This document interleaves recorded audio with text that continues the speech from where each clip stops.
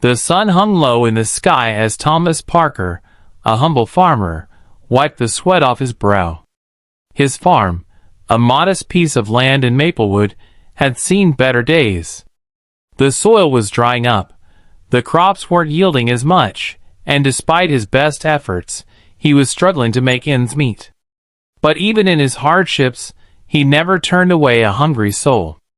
One evening, as Thomas packed up his unsold vegetables at the local farmer's market, he noticed a man sitting near a bench, his clothes tattered, his face sunken with hunger.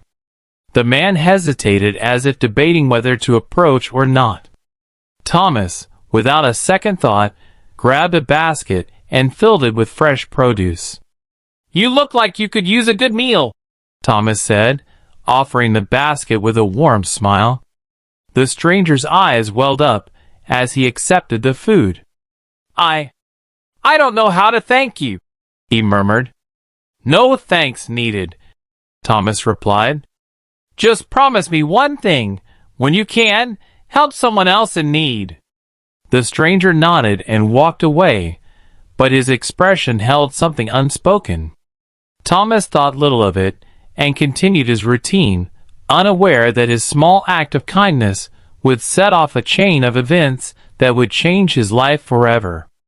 Days turned into weeks, and Thomas forgot about the encounter. The farm's struggles persisted. The irrigation system was failing, and he barely had enough money to repair it. Worse still, rumors spread that a big corporation was eyeing his land to build a commercial center. One morning, he woke up to an unusual sight, strangers gathering near his farm. Confused, he stepped outside to investigate. A man, sharply dressed, approached him with a warm smile. It took Thomas a moment, but then he recognized him, the same man he had given vegetables to weeks ago. "I'm Michael Reynolds."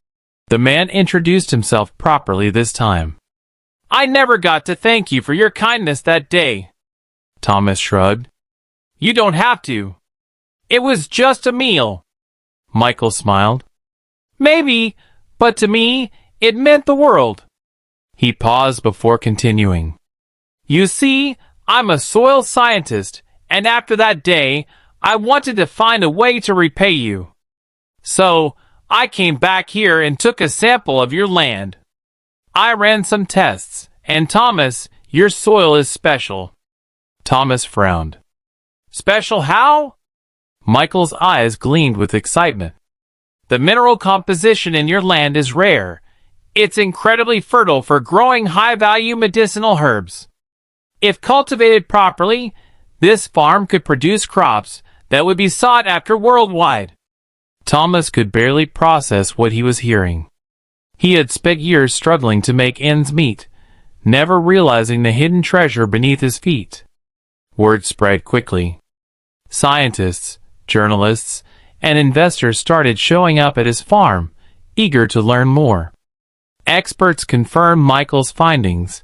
Thomas's land had an unusual concentration of rare minerals perfect for cultivating medicinal plants that could revolutionize the pharmaceutical and organic industries. Overwhelmed but determined, Thomas decided to take a leap of faith. With Michael's guidance, he transitioned his farm to grow these specialized crops. It wasn't easy. The process required new farming techniques, careful monitoring, and significant investment. But help came in ways he never expected. Michael used his connections to bring in funding and resources. Local farmers offered their support, excited at the prospect of learning new methods. Even the town's mayor, once skeptical of Thomas's struggles, saw the potential and provided grants for sustainable agriculture. However, challenges arose. The corporation that wanted to buy his land didn't take kindly to his newfound success. They set legal threats, tried to discredit the scientific findings, and even attempted to bribe Thomas into selling his land. But Thomas, now aware of his land's true worth, refused to back down. One night, an unknown fire broke out in one of his newly cultivated fields. Panic set in, but the community rallied behind him. Neighbors, fellow farmers, and even strangers who had heard his story rushed to help extinguish the flames. The fire was a setback, but it only strengthened Thomas's resolve. As months passed, the farm transformed. It became a hub for research, sustainable farming, and a beacon of hope for struggling farmers everywhere. His story made headlines, and soon, big investors approached him, not to buy his land, but to partner with him. One day, a letter arrived from the state's agricultural department. It was an official recognition. His farm was now designated as a landmark for sustainable and medicinal farming. Scientists were eager to collaborate, and major pharmaceutical companies were ready to sign contracts to purchase his crops. Michael stood beside him, smiling. "I told you, your land was special."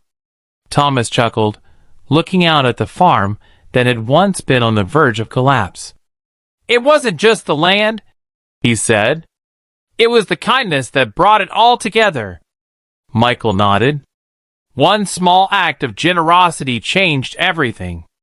The years that followed saw Thomas's farm flourish beyond his wildest dreams. He became a well-respected figure in the agricultural world, traveling to conferences, speaking about sustainability, and teaching farmers how to maximize their land's potential. The corporation that had once tried to take his land backed off, their tactics exposed by investigative journalists. Instead, Thomas's farm became a model for ethical and profitable farming. He hired local workers, boosting employment in his town. What was once a struggling patch of land was now a thriving, sustainable enterprise. But for Thomas, the greatest reward wasn't the recognition or the financial success. It was the people he had helped. Just as he had once given food to a stranger, he now had the ability to give back on a much larger scale. He set up a foundation to help struggling farmers, ensuring that no one had to face the hardships he once did alone. One evening, as he sat on his porch, watching the golden fields sway in the breeze, he heard a familiar voice. "You know, I never told you why I was in that market that day," Michael said, taking a seat beside him. Thomas raised an eyebrow. "Why?" Michael took a deep breath. "I had lost everything, my funding, my research, my home. I was ready to give up. And then you came along, with nothing but a basket of vegetables and a kind word. It reminded me that good people still exist. That's what made me want to help you." Thomas smiled, his heart swelling with gratitude. "Guess we saved each other then." Michael nodded. "Yeah, we did."